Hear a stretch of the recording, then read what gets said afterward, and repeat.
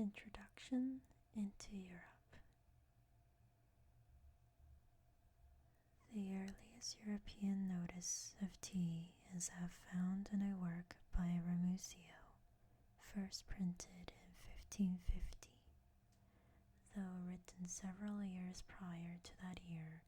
in it he quotes Hadzi Muhammad in effect. And these people of Cathay, China,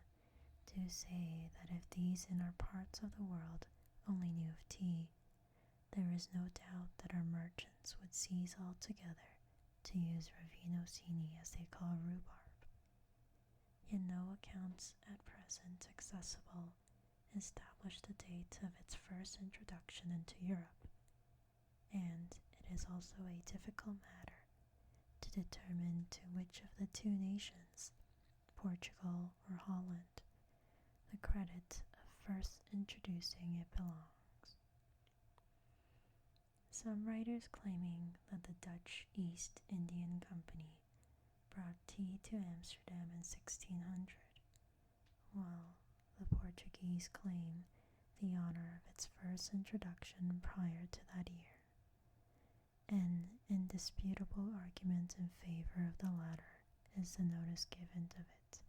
by Giovanni Maffei in his History of India, published in 1559. The inhabitants of China, like those of Japan, he writes, Botero, another Portuguese, in a work published in the same year, states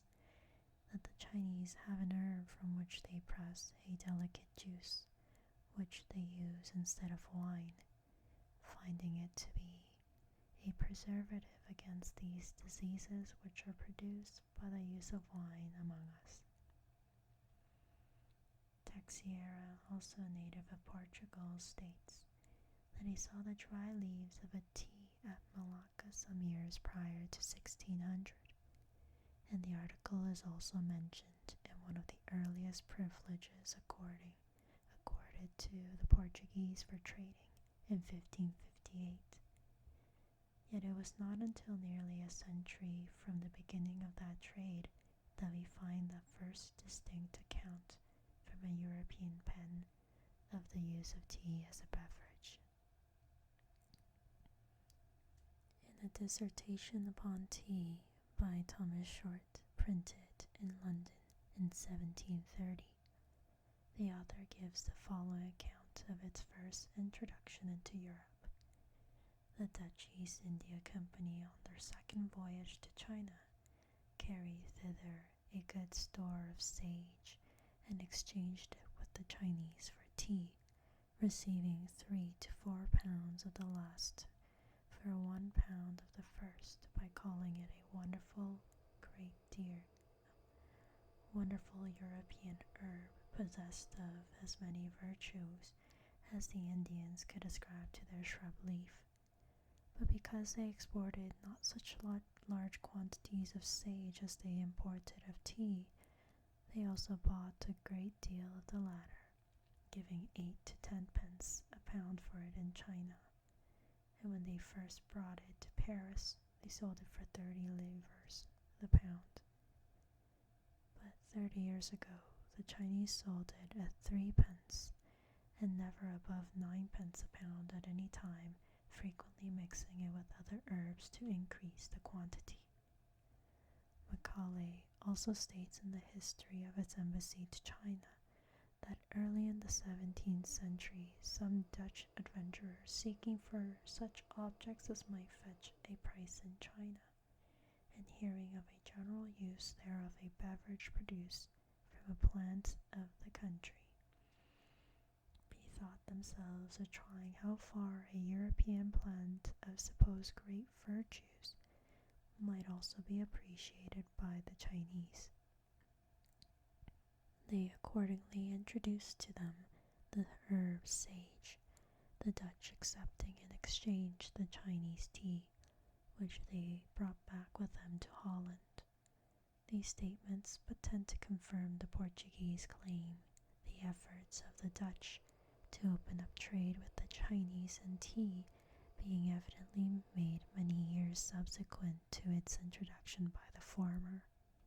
and still further support of which the following may be noted. In 1662, Charles II married the Portuguese princess Catherine of Braganza, who, it is said, was very fond of tea, having been accustomed to it in her own country. Waller, in a poem celebrating the event, ascribes its first introduction to her country in the appended lines: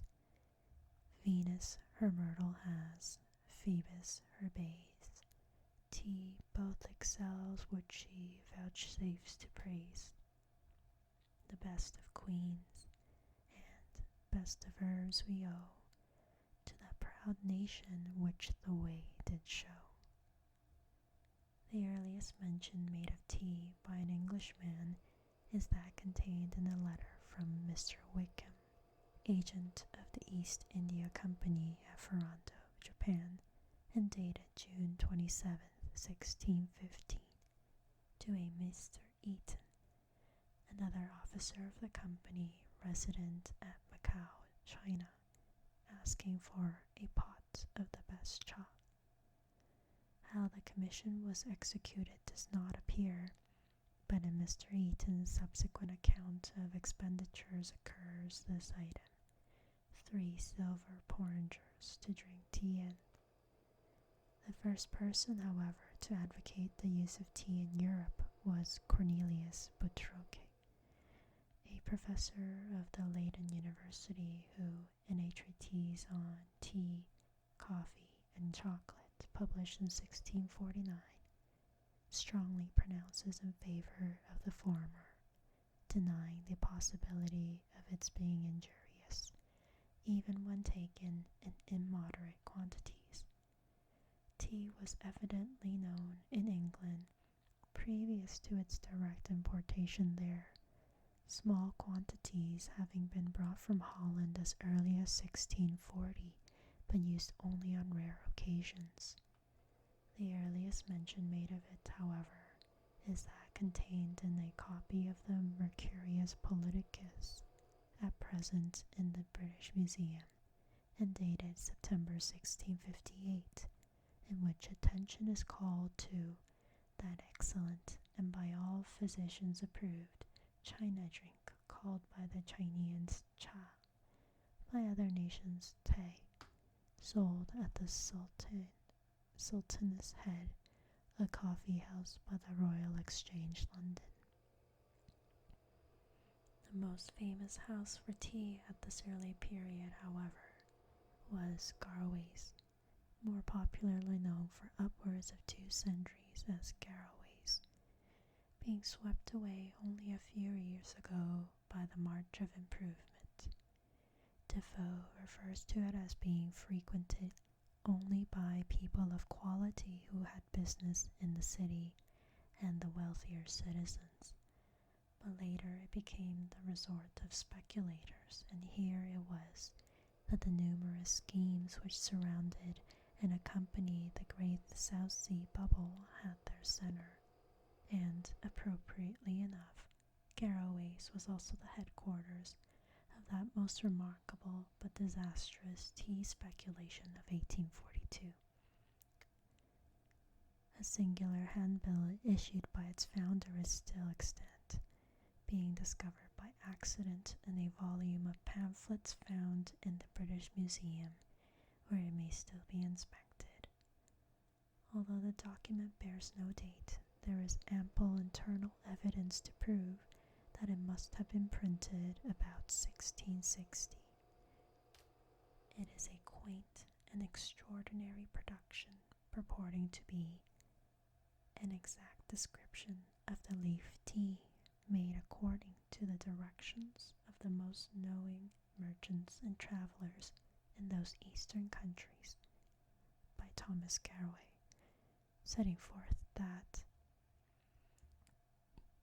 tea is generally brought from China, growing there on little shrubs, the branches whereof are garnished with white flowers of the bigness and fashion of sweet briar, but smell unlike and bearing green leaves of the bigness of myrtle or sumac, such leaves are gathered every day, the best being gathered by virgins who are destined for the work, the said leaves being of such known virtue that those nations famous for antiquity,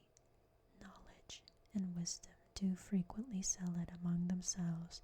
for twice its weight in silver,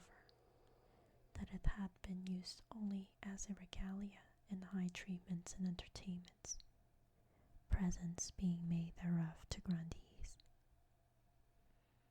Proceeding at considerable length to enumerate its values, many of which are decidedly apocryphal, and attributing to the beverage among its other properties that of making the body active and lusty, helping the headache, giddiness, and heaviness, removing the difficulty of breathing, clearing the sight, banishing lassitude, strengthening the stomach, causing good appetite and digestion, vanishing heavy dreams, easing the frame, strengthening the memory, and finally preventing consumption, particularly when drank with milk. Many other remarkable properties being credited to this wonderful Chinese herb, the advertisers closes his great encomiums by suggesting that all persons of eminence and quality, gentlemen, and others who have occasion for tea in the leaf, may be supplied. These are to give notice that the said Thomas had the same to sell from 16 to 50 shillings the pound. If the article had possessed but a tithe of the virtues and excellencies accorded to it by the celebrated Garway, it must have been recognized at the time as the coming boon to man. Up to 1660, no mention is made of tea in the English statute books, although it is cited in an act of the first Parliament of the Restoration of the same year, which imposed a tax of 8d on every gallon made and sold, to be paid by the maker thereof. This was subsequently increased to 5 shillings per pound in the leaf, which at the time was stated to be no small prejudice to the article, as well as an inconvenience to the drinker. Ever since that year, the duty on tea has been one of the hereditary customs of the Crown, though Parliament has at sundry times, by different acts, fixed divers duties upon it. Pepys alludes to tea in his diary under date of September 25th, 1661. The entry reading, "I did send for a cup of tea, a China drink, of which I never drank before," and again in 1667 he further mentions it. "Home and there find my wife making of tea, a drink which Mr. Pelling, the apothecary, says is good for her cold." But that it still must have continued rare is very evident, as in 1664 it is recorded that the East India Company made the king what was then considered a brilliant present of 2 pounds of tea costing 40 shillings,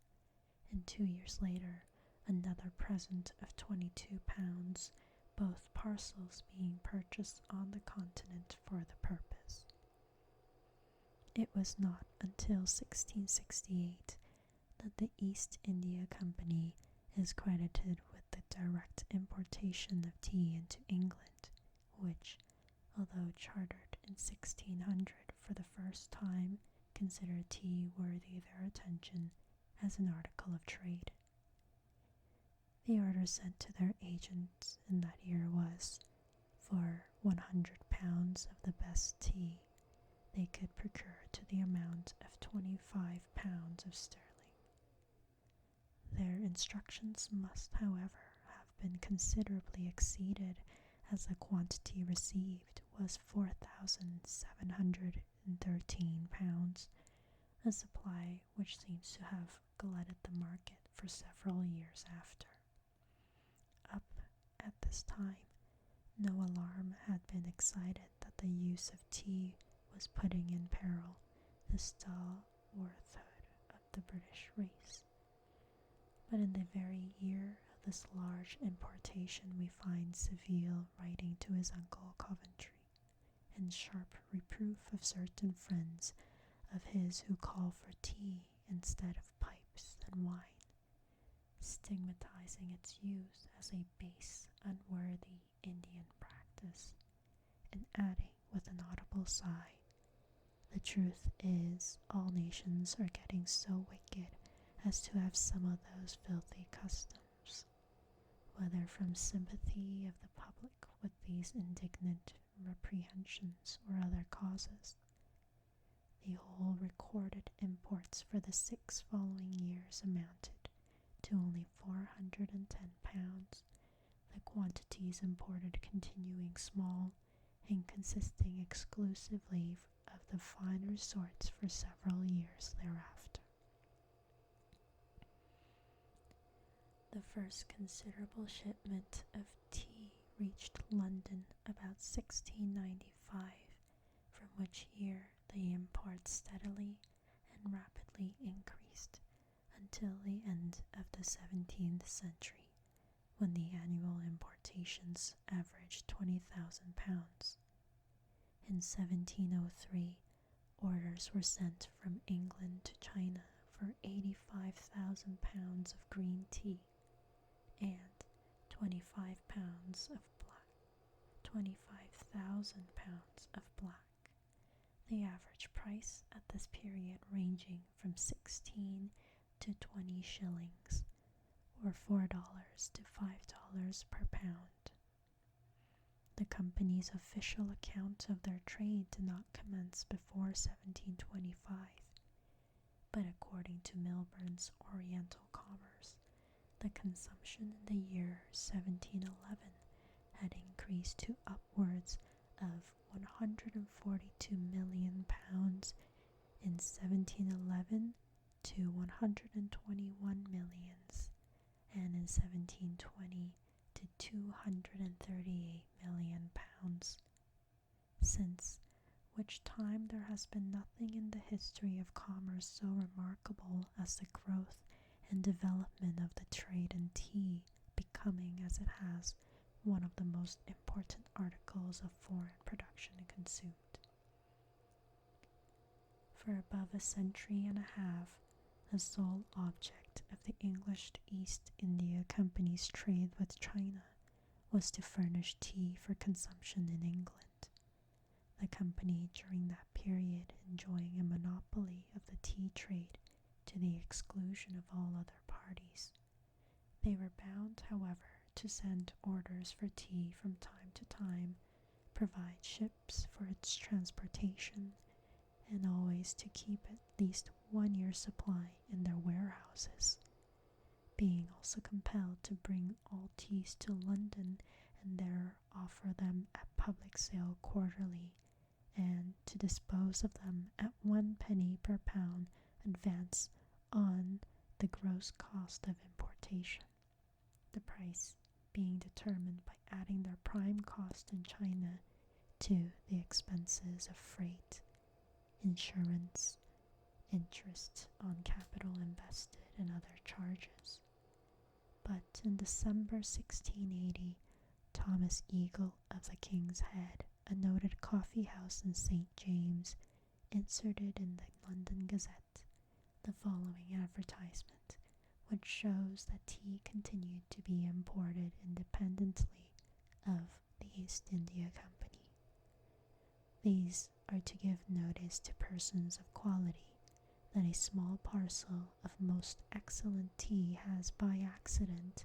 fallen into the hands of a private person to be sold, but that none may be disappointed. The lowest price is 30 shillings in the pound, and not any to be sold under a pound in weight. The persons of quality were also requested to bring a convenient box with them to hold it. The East India Company enjoyed a monopoly of the trade in tea up to 1834, when, owing to the methods of calculation adopted by the company and the heavier expenses which always attend every department of a trade monopoly, the prices were greatly enhanced. Much dissatisfaction prevailing with its management, the system of importing teas was abolished, the company being deprived of its exclusive privileges, and the tea trade thrown open to all.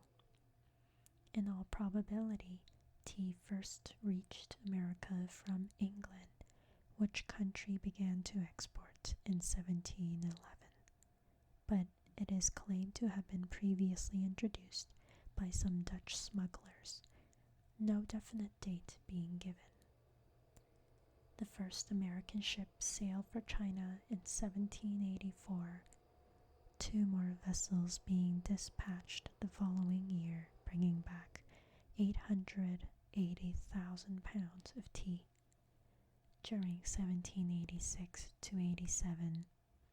5 other ships brought to the United States over 1 million pounds. In 1844, the Hauqua and Montauk were built expressly for the tea trade, being the first of the class of vessels known as clippers, in which speed was sought at the expense of carrying capacity, and by which the average passage was reduced from 20 to 30 days for the round trip. The trade in tea was entirely transacted at Canton until 1842, when the ports of Shanghai, Amoy, and Foochow were opened by the Treaty of Nankin, the China tea trade being mainly conducted at the latter ports. As late as 1850, all vessels trading in tea carried considerable armament, a necessary precaution against the pirates who swarmed in the China seas during the first half of the last century. The progress of this famous plant has been something like the progress of truth, suspected at first, though very palatable to those who had the courage to taste it, resisted it as it encroached, and abused as its use spread, but establishing its triumph at last in cheering the world from palace to cottage by the resistless effect of time and its own virtues only, becoming a beverage appreciated by all, as well as an agent of progress and civilization.